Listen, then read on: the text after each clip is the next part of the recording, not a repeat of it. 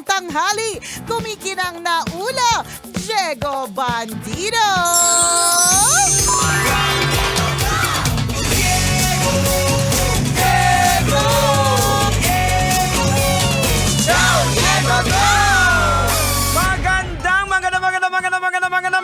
Magandang tanghali! Kumikinang ina!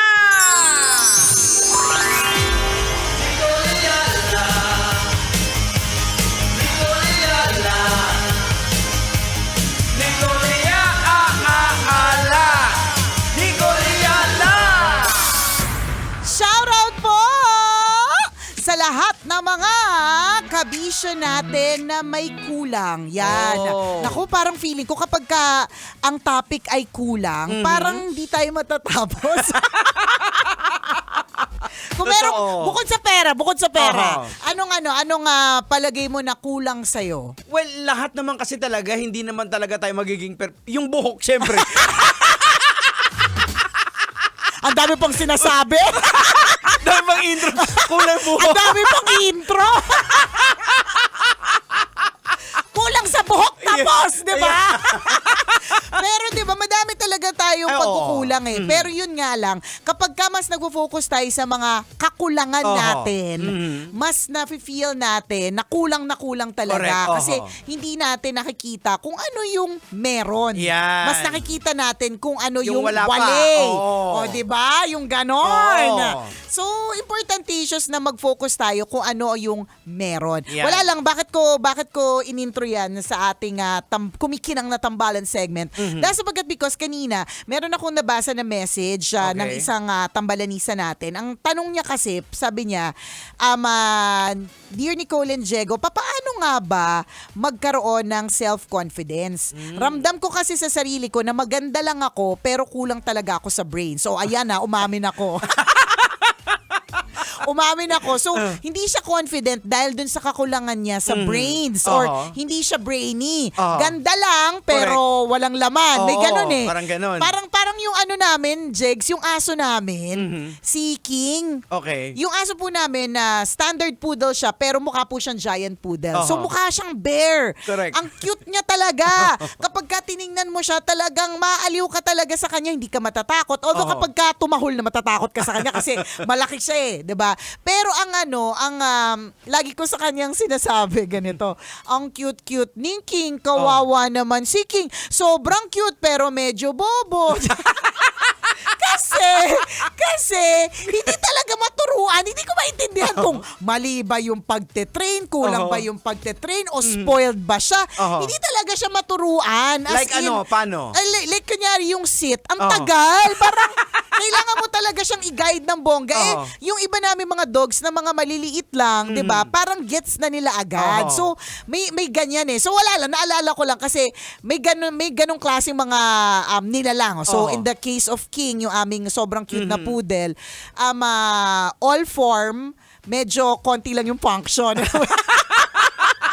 Tapos ang dali niya mauto. Alam mo yung kunyari pusa. Parang feeling ko kasi yung mga smarter dogs, although yung mga ganong klaseng dog, pwede talaga silang maging super smart eh. Correct. So, hindi naman niya kasalanan, baka hindi lang namin na-train ng tama. For example, hindi niya ma-distinguish yung tunog ng tunay na pusa sa ako lang yung tumunog. Kasi pag ako lang yung tumunog, yung taranta niya na parang may pusa, pareha. So sabi ko, ano ba tong asong to?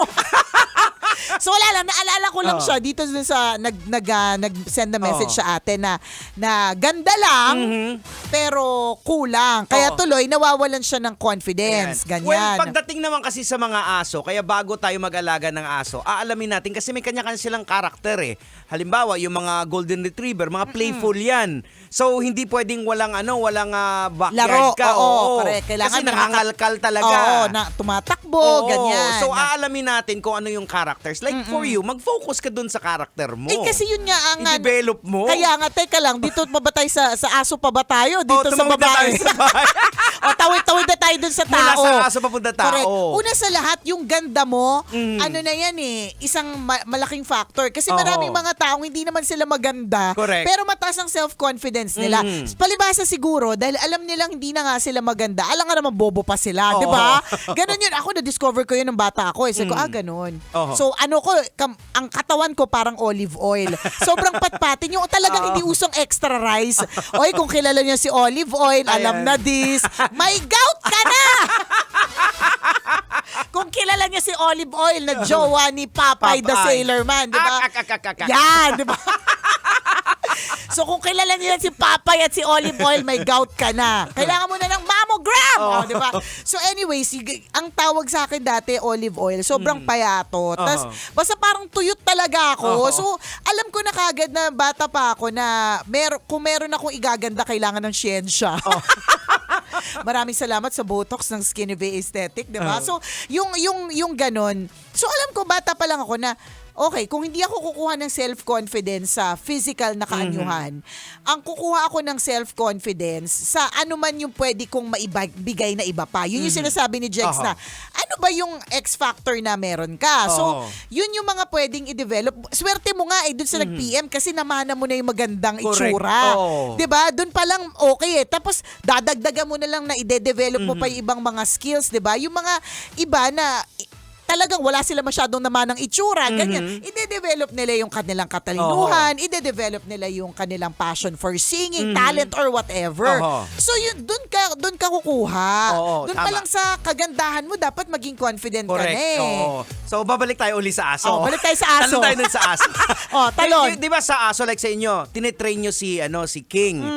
Pero kung minsan kasi, pag ikaw lang din, yung environment mo, hindi mo nagagawa. Kaya yung iba kumukuha ng professional trainer. Parang sa'yo, nag-aaral ka. So balik na tayo dun sa tao. Balik na tayo sa tao. Balik sa tao. Parang ikaw, nag-aaral ka on your own na hindi mo kakayanin. Maghanap ka ng professional na tuturo din sa'yo. Correct. So kaya ka ba sa amin nagtatanong kasi professionally makapal ang mukha namin? In a professional manner, makapal ang mukha namin ni Diego Bandido. Kaya kung self-confidence rin lang ang pag-uusapan ng Janem. But don't get us wrong, ha? I remember nung 2015, nung nagkaroon kami ni Christopher ng segment sa Eat Bulaga, yung nung time na kasikatan ng Aldab. The very first time na sinalang kami doon, it was going to be for a full segment para doon sa mga bay, radio bay. Ganyan. Singing bay. Ang unang beses na nilabas kami, as in doon talaga sa studio, yung nervyos ko hanggang lagpas talaga langit, lupa, impyerno. Alam mo? Ganon kalaki. Ganon talaga pag merong cameras, pag TV setup, kabadong-kabado talaga ako. Promise yung panlalamig ko, parang panlalamig ng feelings niya para sa'yo. Ganon katindi. Antarctica levels yung parang nagyayelo yung kamay ko sa sobrang kaba.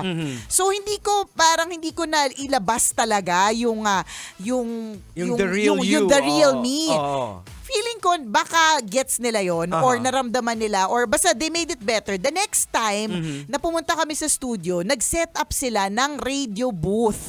So dahil radio booth na siya, sobrang komportable na. Kasi compact na. Magkaiba kasi pag open na Totoo. So feeling mo parang, unlike dito sa atin, nakakulong tayo. Di tsaka familiar tayo sa ganitong room, sa ito ganitong yung dynamics mic. ng utak natin. Yes, nakakulong ganon. tayo. Correct. So wala lang, sinasabi lang namin sa'yo na don't get us wrong na porke naririnig mo kami na sobrang confident kami on radio kasi alam namin yung mga pinagsasabi namin. Kung makatawa kami, wagas. Ibig sabihin, punong-puno na kami ng self-confidence. Ayan. Hindi rin. You can't have it all. Ako every single time, every single event, basa po ang kilikili ko. Yung basa ng kilikili ko hanggang bewang. Ganon, lagi ako ninenervyos. And I feel like this is a good thing eh. Ikaw kabisyo na nagtatanong kung paano pa i-develop yung self-confidence mo, yung ganyan na kinakabahan ka pa na kahit maganda ka, alam mo na pwede kang maging confident, naghahanap ka pa rin ng ways and means. Very good yan. Good yan. Very good yan. Di ba ano yung sabi, pinag-usapan natin nung isang araw na ayon sa mga philosopher, isang parte lang daw ng brain natin yung ang nagagamit natin. Oo. Kung ma-unlock mo pa yung mga ibang parte ng brain na yan, why not? And which, ito yung kinakailangan mo, sinasabi ko ng professional help. Kasi yan. may mga psychologists na talagang nagtuturo ng brain exercise. Correct. Paano ma-unlock yung mga, yung utak mo. Importante Tama. na magtanong ka, i-explore mo rin din yan na parang Correct. ang hina ng kompre ko pagdating sa mga bagay-bagay. Correct. Gusto mo siya, bakit? So, baka may kinakailangan lang mga exercises, brain exercises. Tama, para totoo medyo yan. maayos yung pag-iisip mo. Correct ka. Kasi sabi daw nila, yun nga, sabi ng mga psychologists, psychiatrists, yung mga nag-aaral ng brain, nasa wiring talaga ng brain Oo, natin eh. tama. So kung lagi mong sinasabi sa sarili mo, wina-wire mo yung brain mo na, ganda lang ako, wala akong Yan. substance. Oo. Ganda lang ako, kulang ako sa Correct. katalinuhan. Tama. Ano talaga yung brain mo, yun yung sinasabi, yun Oo. na din ang pinoproject. Hence, Oo. wala kang self-confidence. Oo. Ganon. Kasi alam mo talagang parang kulang-kulang. So, yan yung sinasabi natin. Ask for professional help. Bakit sinabi ni Diego yan? Hindi kami professional. Oo. Professional daldalero, Ayan. echosera lang kami. Hindi kami ang dapat. No, Hindi. baka pampagulo lang kami sa utak mo. So dun sa kung sino ba talaga yung magbibigay sa iyo ng tamang tips kung paano maging mas confident. Aha. Ano nga ba yung parte, ano nga bang part of you yung gusto mong i-enhance? Yan. 'Di ba? Tama. Yung part ba ng public speaking Correct. ba? Oho. Singing ba? Mag-ilabas ang talent? Oo. Kasi di ba merong mga hindi marunong kumanta tapos nung tinrain nila, Kumakanta gagaling, na. nagka-album. Correct. Ay. O sila, yun? may 3 album. Kami yan, di ba? So, ganun. Oo. Importante na magpa-train. Mhm. Wag tayong maging overconfident. Ganyan. Kasi sa mundo ngayon, napakadali na lang matuto talaga eh. Totoo. Di ba nung wala pang YouTube, di ba? Hirap na hirap ka paano magluto. Magtatanong ka pa sa nanay mo, paano yung maggisa? Eh ngayon, paano mag-bake ng cake? Correct, pwede Magkukulat na. na lang sila, nagbe-bake ka na eh. Tama, oh. So, ibig sabihin, sky's the limit. Mhm. So, for example, hindi ka pa ready financially, let's say, parang kapag sinabing professional trainer, may kakibat kasi na presyo yun eh. Mhm. 'Di ba? Magkano yun pag professional? Eh di, pwede naman kami ni Diego. Hindi kami professional trainer, professional daldalero at echosero. Ang ano namin, ang rate namin, mas mababa sa professional. Ayan, tama. Alam mo na, kailangan namin ng Oo. pera! Ayan. Patuloy mo lang makinig dito kasi Yan. kahit papano, siguro matututo ka ng critical thinking. Yan, mga Yan. ganyan. Oo. Oh. So, and yung sinabi mo na patuloy kang makinig, okay? So, piliin mo rin yung mga pinakikinggan mo. Yan. So, kung gusto mo na maganda ka na, matalino ka pa, di syempre yung mga pakikinggan mo mga podcast, yung mga pwedeng magpatalino sa'yo. Correct, Yung mga ayan. tipong TED Talk, Oo, yan, di ba? nagda-download ka na. Kasi ang sabi nga ng mga eksperto dito na yung experience natin araw-araw, pag natutulog tayo, parang dina-download sa brain yan. Yan. So kung anong exposure mo, anong pinanood mo, Yan. kung pinapanood mo reels tungkol sa mga beauty pageant lahat na Correct. palagi, Oo. yun din yung papasok din sa brain mo. Oo, yun. So, be careful kung ano yung ipapasok mo sa brain mo. In the same way na be careful dun sa mga taong sinasamahan mo. Oo, yun. 'Di ba? Kasi baka mamaya kaya ka din hindi nagiging the best that you can be, eh baka yung mga sinasamahan mo, mga Oo. negative thinker, Correct. ewan ko, hindi Oo. namin alam. So, be careful with kung sino ang pinapapasok mo sa buhay Tama. mo. Oo. Parang ano Diba? yan reprogramming your brain. Like for example Tama. sa akin, on my personal experience, dati kasi medyo nagbago ako. It's because in-expose ko yung sarili ko sa papanood na ng mga about Word of God, about mga preaching. Dati kasi iba yung pinapanood ko. Correct, totoo. At yung brain ko talagang totally nag-shape up siya. Nag-change. Kasi Oo, nag-change. dati, kapag ganito ang wiring ng brain ni Diego. Pag narinig niya ang salitang boss. Oo. Lakas ng tawa mo. Ano ang nasa isip niya? Oh. Blank boss, 'di ba? Pero nung iba na, Oo. 'di ba? Nung nag-rewire yung kanyang brain, pag narinig niya ang salitang boss, Oo. I think I would say ang una mong maiisip, what if I step into a bus and I am given a chance to preach? What do I say? Ayun. Tama ba? Oo. Tama ba? Tama, Oo. tama. Pero Oo. tama din ba ako dun sa nung masamang tao ka pa Oo. na yung pag narinig mo ang salitang boss, ang alam mo ay Basic. Boss? Di ba, naalala Oh. mo, di ba, very vivid pa sa memory mo na yung mindset ko dati, yung POV ko dati, pagdating sa live-in. Correct, Di ba, correct. sinasabi ko na, Sobra. As in, okay lang hindi ko yun nakalimutan Oo, talaga. kasi yun yung nag-work sa brain ko that time, yun yung kasi yung exposure ko. Kung in case you missed it, ang paniniwala kasi ni Diego noon na hindi ko pa siya ka-partner ha. Oo. Narinig ko lang siya. Hindi ko nga alam kung narinig ko siya sa ere or may kinakwentuhan ka. Basta na tumatak siya sa isip ko kasi sabi ko, ano bang klaseng tao to? Palibasa kasi, ang wiring ng brain ko is you get married, tapos hindi yung trial and error kasi dapat pagdating doon, ready kang to accept the flaws Tama. and accept the challenges na hindi perpekto yung mapapangasawa mo. Correct. Noon kasi si Jex, ang paniniwala niya, trial lang. Oo. Para i-live-inin mo lang para kung Oo. di kayo okay, 'di ba? wala. Hiwalayan mo, madali lang ganon. Yun, ganon siya. Oo. Ngayon, because iba na nga yung wiring ng brain niya, 'di ba? Oo. May kasama ng God sa Yan, picture. tama, yan. 'Di ba? So naniniwala na sa sanctity of Correct, marriage, tama. yung mga ganon, 'di ba? So, yun yung dapat na gawin mo, girl. I-rewire mo ng tama Yan. yung brain mo. So, piliin mo yung exposure mo. Yan. Yes. Hindi lang Piliin yung mo yung kung talaga, ano-ano. piliin mo talaga sino ba yung mga sinasamahan mo. Yan. Ako natutuwa akong samahan yung mga, for example, yung mga malalaking mga negosyante. 'Di ba? I'm sure Yes. ikaw may mga nakakausap Oo. ka. Ang isa sa mga lagi ko nakakausap sila Sir Richard De La Rosa, Madam Mayat De La Rosa.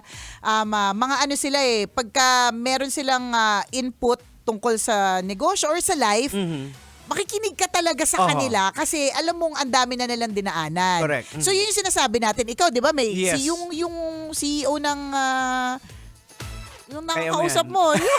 Si Sir Louie Gamboa, Oh, yan. yan. Ng Erase. Ng Ayan, Erase, presenta. 'di ba? Oo. Yun yung mga sinasamahan. Oo. Tama na po yung mga saksak-gang members. Siyempre, Tsaka agaw cellphone. Mga nakaka-kiskisang siko natin, sila Attorney Topacio. Mga ganyan. Mga ganun na. Yung mga ganyan yung mga nakakausap natin. O kaya ang mga nakakausap natin, yung mga taong may mga success stories. 'Di ba? At kapag ka nakakarinig ka ng ganun at yung exposure mo sa mga taong ganun, yung brain mo, Yes. nawa-wire siya properly. Oh, tsaka yung nga sinasabi ko, nada-download siya. Oo, na-absorb mo siya pwede palang ang storya ng rags to riches or posible pala talaga ang mga success stories. So yun ang Tama. gagawin mo, ha? Correct. Exposure to the right Tama. people and the right content. Yes. Oras natin mga kabisya, 12:39. Ako pong kumikinang na ulo, Diego Bandido. At akong kumikinang ina mo, Nicole Liala. Kailangan pa bang i-memorize yan? Basic!